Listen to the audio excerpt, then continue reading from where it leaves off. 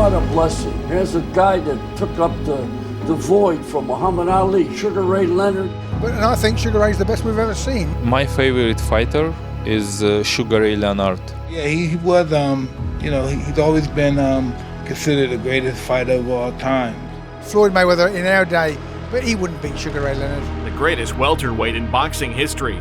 This man filled the void left in the hearts of millions after Muhammad Ali's retirement. Nicknamed Sugar, he represented boxing in its purest, most beautiful form. Some say he mirrored the greatness of Ali. Others believe he surpassed it. Sugar Ray Leonard wasn't just a champion. He was a symbol of the golden era. Sugar has told me many times that you had a great influence on him.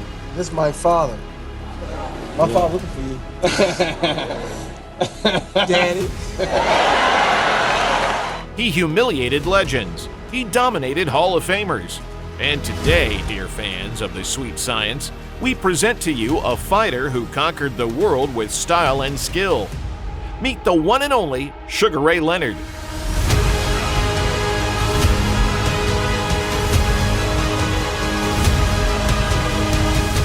have to do your due diligence. You have to do whatever it takes to win. It always gets that way because when the fight goes 12 rounds, 10 rounds, 15 rounds, it's so hard physically, mentally, spiritually. It wipes you out. But when you win, it's everything. Everything is okay now until the next one. I'm going to say Sugar Ray Leonard. When he won the gold medal in the 76 Olympics with the other 5 guys from the team, the greatest Olympic team ever. Few would have guessed that this future Olympic gold medalist, one of the greatest boxers of all time, once spent his childhood singing in the church choir and drawing. But everything changed after a traumatic incident of sexual abuse by an adult man. Ray never told his parents. Instead, he poured his emotions into sport. Following his brother's advice, he walked into a boxing gym. And from day one, his extraordinary talent became obvious. I was impressed how Leonard was moving all 12 rounds without stopping. Sometimes if he stopped, he do combination and he move again. With perfect physical attributes, elite-level reflexes, and razor-sharp technique, Ray began winning amateur tournaments, one after another. He often faced boxers from the Soviet Union and defeated them all. In 1976, Leonard won Olympic gold in the welterweight division, making his country proud. But the birth of his son and serious financial struggles forced him to turn professional. And what happened next was nothing short of legendary. Big secret that I emulate Muhammad and Sugar Ray Robinson because they transcended the sport of boxing. They brought entertainment to a sport that was highly criticized because of the nature of the sport. And I take this time to thank Ali because he made it possible for me and Mike to be in this position. In just 2 years since his pro debut, Ray Leonard amassed 25 wins with 16 by knockout. Let that sink in. Sugar was fighting twice a month, while modern boxers fought once or twice a year. That was the golden era, and Leonard was its crown jewel. All of America fell in love with his skills, charisma, and the way he made himself untouchable inside the ring. Young Olympic fighter, tremendous. There goes Leonard. He dominated his opponents in every single round, leaving zero room for doubt. His performances were one-sided masterclasses, and no one could match him. This level of brilliance quickly earned him a shot at the title, and in his very first World Championship fight, Leonard faced the strongest welterweight of the late 1970s. The defending champion Benitez was undefeated at 38-0-1 when he met Sugar Ray Leonard, the #1 ranked challenger. To paint the full picture for you, Wilfred Benitez came into the fight on a 36-fight win streak, beating some of the toughest and most explosive fighters in the welterweight division. By 1979, he was ranked in the top 10 of the pound-for-pound list. He wasn't just winning, he was demolishing opponents with brutal beatdowns and had already racked up 26 knockouts. His style was almost a preview of what we'd later see from Mike Tyson. Aggression, relentless pressure, lightning-fast combos, and raw physical power. Ray puts a lot of pressure on himself, and he was very tight the day of the fight as he went to the arena, and We were concerned that Ray wouldn't fight as well as he could if he was more relaxed and loose. The energy in the arena was electric. The crowd was split into two camps. Half expected this to be the toughest test of Ray Leonard's career. The other half came waiting to see the exposure of a hype job, the so-called next Muhammad Ali. Many fans and some critics felt Leonard had been a media creation and that the Puerto Rican bad boy wonder Wilfredo Benitez would prove that. So here it is from 1979. Wilfredo Benitez versus Sugar Ray Leonard in their only meeting. Ladies and gentlemen, let's get ready to rumble. This wasn't just a fight. This was a moment carved in gold in the pages of boxing history. Two phenomenal, untouchable, elite fighters clashing to prove who truly deserved the crown. Leonard against the ropes. Right there! A quick left! Astonishingly! 15 rounds of war, pure emotion, blood, sweat, madness. Ray stayed true to his slick, elusive style, but it was clear he respected the knockout power of Benitez. Dave Jacobs leaps to his feet and says, Wilfred, on the other hand, tried to bully Leonard with brute force, sacrificing finesse for impact. rounds from Benitez's forehead. Leonard was faster, sharper, more reactive, but Benitez kept coming until round 10, when fatigue started creeping in. That's when Ray turned up the heat. He stood his ground. He started trading with Benitez, no longer afraid of the consequences. His blistering combinations and surgical body shots wore the iron-willed Puerto Rican down. And in the 15th round, Leonard ended it, delivering a vicious final flurry that sent the division's most feared puncher crashing to the canvas. He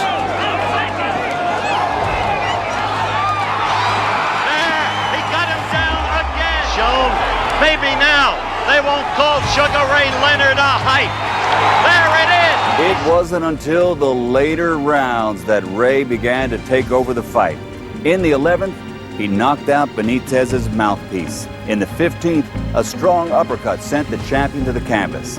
Although Benitez got up, the referee stopped the fight after 2 more punches. Ray Leonard was the new welterweight champion of the world. After that masterclass, Ray's first title defense felt more like a formality. He toyed with his hopeless challenger, then delivered a highlight reel knockout. Combinations. So long, Timber. Fans, critics, and analysts were all asking the same question: who could possibly beat this man? And then came Roberto Durán. What is your favorite fight of all time and why?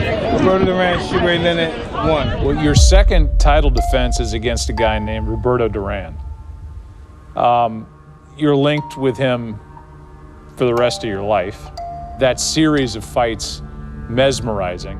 You know, when I first saw Ali, I said, yeah, that's who I wanted to be. Like, I know I wanted to be a fighter, but then I saw Roberto Durán. I said, that's who the I want to be. Man, Durán.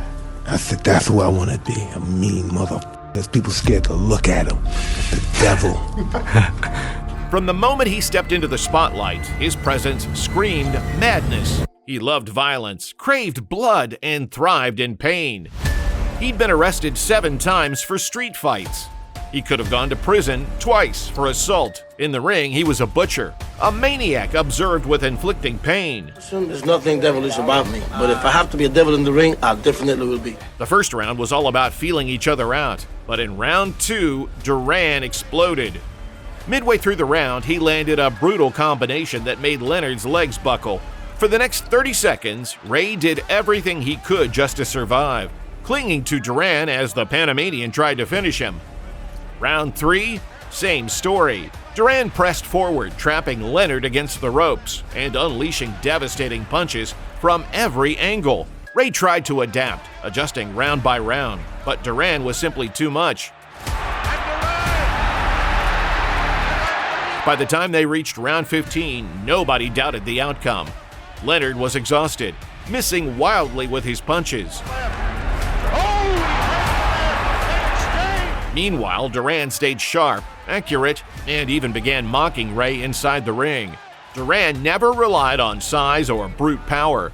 He destroyed opponents with rhythm and boxing IQ. And Leonard? He didn't even fully realize what had happened until the final bell. 15 rounds of absolute madness, but the chaos didn't end there. As soon as the fight was over, Durán called Leonard a bitch and started a brawl with Ray's brother right there in the ring. First fight, he was like a live wire. Yeah. I mean, he was just an animal. I mean, he attacked with such ferocity, such fucking technique, and just roughed Leonard up and battered him and did to Leonard what nobody anticipated. Yeah. You know, and Leonard, for whatever reason, decided to try to stand with him, which is crazy. Fighters know when they lose, when they lost. They know. We know. So when they was calling the decision, I knew I lost. I called my attorney. I said, Mike, listen, I want to fight Durán ASAP. Get him back in the ring. He said, Ray, enjoy yourself. I said, no, in the ring. So when the fight was made, I was ready this time. My weight was perfect. My training camp was perfect. For the rematch, Leonard didn't just train, he went to war in the gym. His main sparring partner, a man once disqualified for biting his opponent. This was personal. He was chasing revenge for Durán's insults, his lost world title, and the blemish on his perfect record. In the first fight, Durán got inside Ray's head and forced him to fight his kind of fight. But this time, Leonard was a different beast. He had reached his physical and mental peak. I mean, because I was ready for Durán, mentally, physically, and spiritually. But when Ray Charles sang and he came over to me after he sang, what did he say to you? Kick his ass. He said, kick his, yeah. Round one started cautiously, both fighters measuring distance. Then, midway through, Durán launched forward, cornering Ray on the ropes, just like he had the year before. But Leonard was ready. He countered with a sharp right hand. From there, the tempo escalated, and it became clear. Sugar had the upper hand. He landed clean shots to Durán's head, then circled, danced, and showboated like a young Muhammad Ali. Durán looked lost. Leonard read him like an open book. Roberto tried to take control, but Ray effortlessly slipped away and fired back. Round 7 looked like a beatdown. Leonard was styling, punishing the so-called maniac with lightning-fast hands. At the end of the round, Ray landed the most memorable punch of the night. A shot that, in his own words, brought tears to Durán's eyes. The American crowd, they were laughing, taunting, and the laughter only grew louder inside Durán's head. Then came the moment that shocked the world. Near the end of round 8, Durán turned his back, looked at the referee, and said the two most infamous words in boxing history. No mas. No more. He quit. What's going on? Now Durán wants to fight one of the seconds. He's out of his mind. I suppose this will never be answered as to why he quit. There are theories. One was the cocaine theory. Another was a fix of the fight. Absurd. The man got $8 million. Maybe Durán had a problem. Maybe he couldn't continue. So I don't think all the Durán fans should put him down or feel bad about it because he put on a hell of a fight for the time that he fought. But you cannot take anything away from Sugar Ray Leonard. He's a superior boxer. He's a good athlete. He's a good sportsman. And he'll be around for a long time. Ray Leonard didn't just get his revenge. He took back his title and his opponent's soul. From that moment on, Leonard's career skyrocketed. Bob, I want to win another title. I want to win the junior middleweight. Get me Abu Kalule. Come on, Ray, he's too big and too strong for you. Bob, trust me. He defended his belt twice, then moved up to the super welterweight division, capturing another title with a spectacular stoppage win over a fighter riding a 36-fight win streak. Every time Ray stepped into the ring, he defended his crown. He dominated. He proved he was levels above the rest. But then came the toughest challenge of his career. A man called the best boxer of his time. Bob, we'd like to fight Baez in June before Thomas fights Leonard. Out of the question, he's too big and he throws bombs. Bob, let me handle that. After Muhammad Ali's retirement, boxing fans began shifting their focus. It wasn't about heavyweights anymore. It was about the welterweights and middleweights. And in the 1980s, that meant only 4 names mattered: Roberto Durán, Ray Leonard, Marvin Hagler, and Thomas Hitman Hearns. Their battles overshadowed even the biggest heavyweight clashes of the era. Not even the rise of a young Mike Tyson could steal the spotlight from these legends. Ray had already beaten Durán. To earn his place atop the mountain, he needed to go through Tommy Hearns, the final test before being crowned the greatest middleweight of all time. I stayed right in his chest, I stayed right in his body. From then on out, that was my fight plan, to just take the fight to him to break him down. And what a fight it was! The iconic war with Hearns saw Ray losing the first half, only to come back with a blistering combination that shocked the world. From that moment on, Leonard hunted him down.